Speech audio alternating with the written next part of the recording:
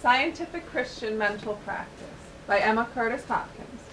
Chapter 3, Affirmations of Science, Part 2. The Eastern mystic repeats the word Om by drawing in his breath and speaking the word 12 times. Then he holds his breath and repeats the word 24 times. Finally, he feels that he himself is Om. To feel that Om is your substance, your life, your mind, is greater than to feel that the words you say are Om. The only words you can speak and be identified with wisely are, I am my own understanding of God. These words bring you face to face with the highest of yourself. You can be identified with your own understanding of God. Understanding, as far as you have it, is the mind of God. It is perfect as far as you have it. To speak of it as yourself increases it within yourself. People who speak of God as a wonderful being sending calamities are not exhibiting their understanding of God. They are hiding it. In you is the understanding of God, in perfection. Speaking of your understanding intensifies it. So, the second affirmation, which is, in God I live and move and have my being, has always meant, in my own understanding of God. There is a great intensifying of fine intelligence in the mind that stands up and identifies itself with its own understanding of God. No word can express your understanding of God. You are it. Live in the second affirmation much. I am my own understanding of God. Or this one, all that God is, I am. It balances the denial, there is no matter. For understanding is not material, it is spiritual. And what understanding of God you really feel or really show is all the substance you show. Your understanding is your substance. This is true of everything. Its only substance is its understanding of God. This leaves spirit the only substance. The third affirmation is, I am spirit, mind, identical with God, wisdom, strength, wholeness. This is your understanding, which is the same substance that God is. If we have called God spirit, then we are also spirit. If we have called God mind, then we are also mind. If we have called God the universal breath of life, then we also shed abroad the universal breath of life. It will seem to cause fine, free nature to make itself felt through you in power. Wisdom will beam from your countenance. Did not Aristides tell Socrates that his presence illuminated him with wisdom? So all who let the Spirit be themselves, as it is God, will show the same Spirit as God. So all who let the mind be themselves, as it is God, will speak and think the thoughts of God in wisdom. There will be no loss of mind, no weakness of mind. Thoughts will flow free and strong. Thoughts will shed abroad healing. Thoughts will reflect their thinker. That is, we mean by reflect that they will shed abroad the mind of God by wonderful thoughts, which can accomplish great and wonderful things. All power is given unto mind. All accomplishments are given under the power of thoughts. The world will uncover from its shadows of grief and sin by right thought. The world has covered itself with pain and poverty by wrong thought. The fourth affirmation is, God works through me to will and to do whatsoever ought to be done by me. That is true. Our understanding does all that is done for us. We are clothed and fed and housed and healed. We have all our blessings by our understanding. This is God. If we would have these marvelous works increased or perfected, we must intensify our understanding. This is being more of God. We may be all of God, or we may be as little of God as we please. Being free to speak what we please, and thus free to make our understanding show forth great or small, free to make our world, We therefore make what we now experience by our understanding of God. If you put up with many small annoyances, thinking that by such conduct you smooth things out, is it not your understanding of good which causes you to act that way? If you would have your conditions performed to please you better, you must understand a larger good. Whatever you do, and whichever way you turn, it is certainly by your understanding of good. The statement, God works through me to will and to do that which ought to be done by me, can be put in this way. My understanding makes my world according to itself. Either way of putting the affirmation will perfect your understanding. Yet when I say perfect your understanding, I do not mean that your understanding can be perfected.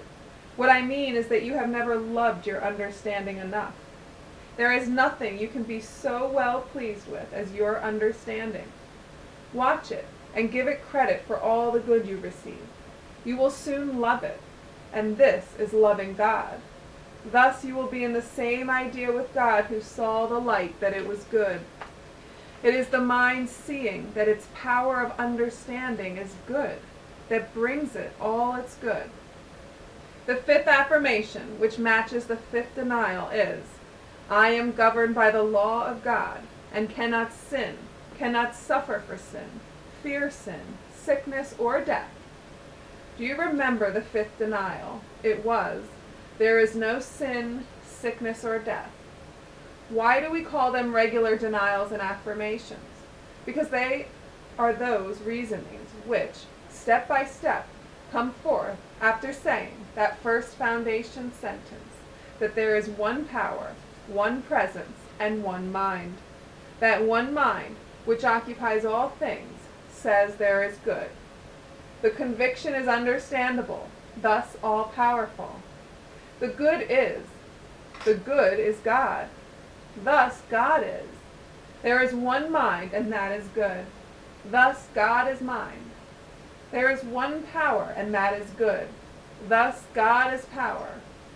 There is one everywhere present idea that is good. Thus God is omnipresent as the idea of good. After reasoning this way from your own mind, you cannot help making the denials of science. Remember, denials mean rejecting the appearances against good. Appearances against good are the negative of good. This we meet by denying the evil and proclaiming the good. It is as if something denied the good. We meet the lie with the truth. We meet the appearance with reality. We meet the claim of absence with the truth of presence. This we have sometimes called the omnipresent no. We have called it universal negation. Logic is mental reasoning. We are reasoning out the laws of the action of mind as it conquers the universe with righteousness. When we step along in ideas with Moses and Jesus, all mankind sets out to overcome evil, to overcome ignorance, pain, sickness, and grief. But it is by instituting other forms of ignorance, pain, sickness, and grief that all achievements of the earth are wrought. Wars and hardships and cruelty of man to man mark the great works of the world. By way of Jesus Christ there is peace on earth, goodwill to all men. It is by taking hold of a doctrine which, by thoughts and words of a certain character, lets all things come to pass as God wills.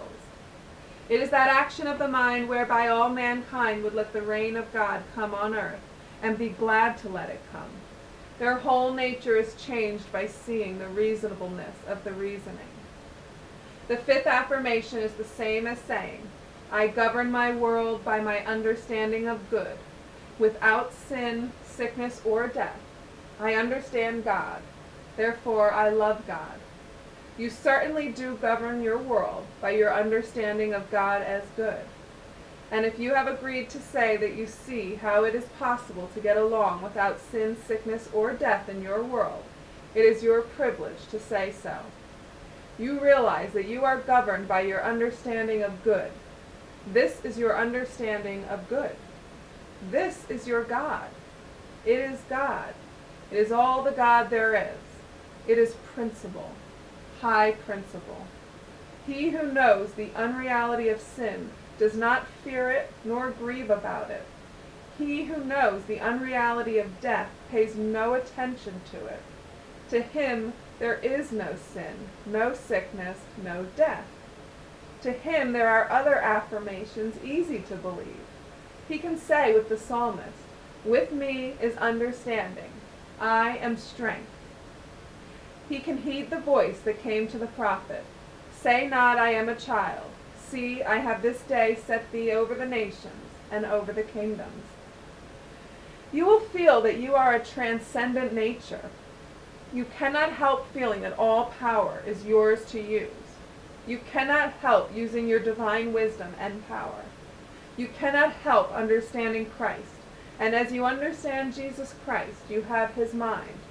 When you have his mind wholly, you have an understanding of the apostles' injunction to let the same mind be in you that was in Jesus Christ.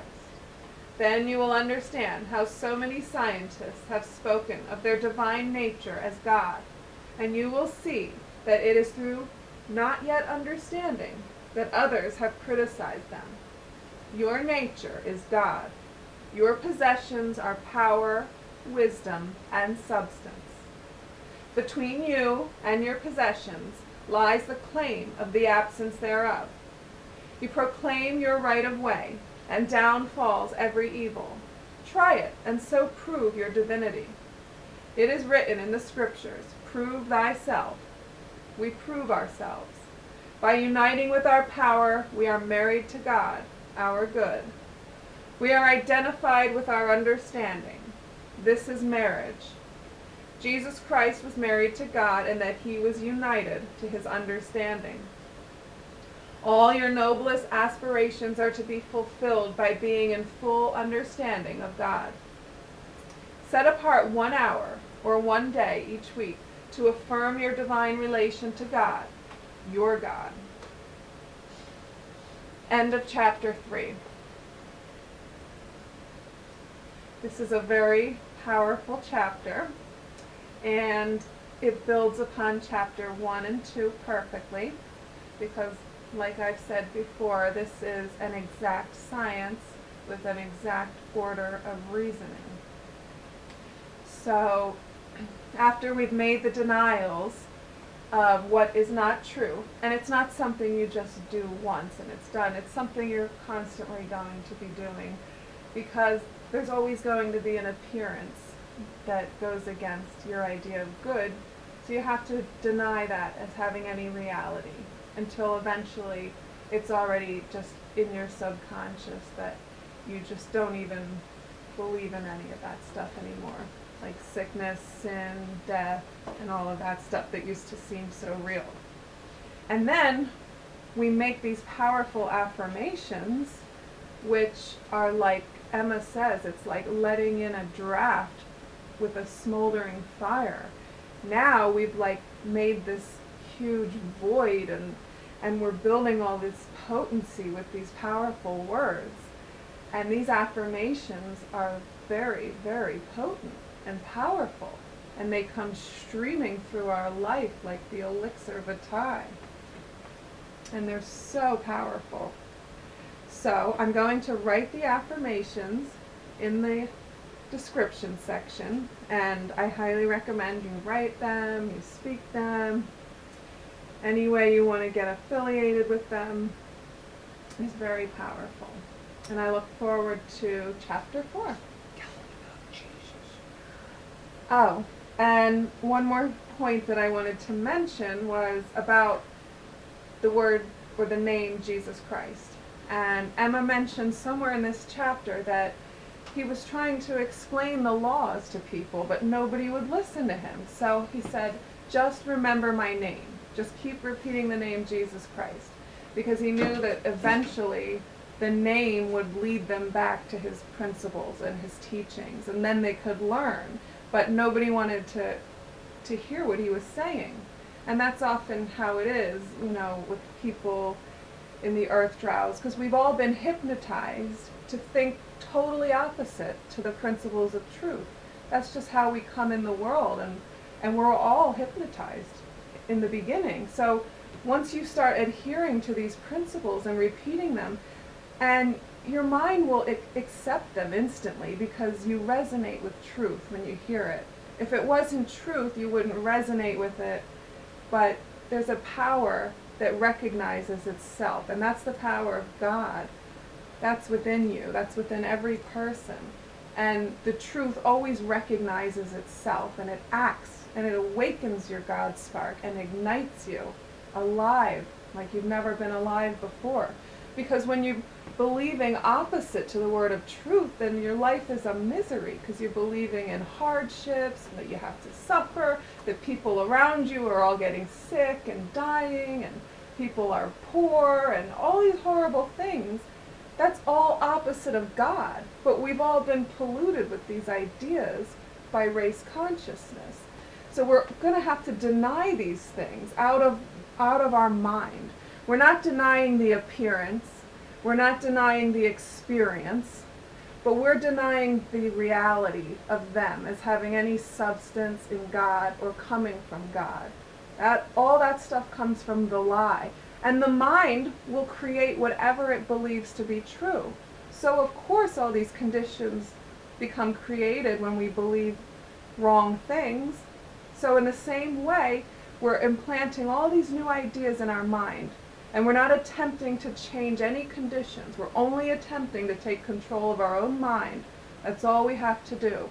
And we implant these powerful affirmations after we've done the powerful denials and made the statement of good.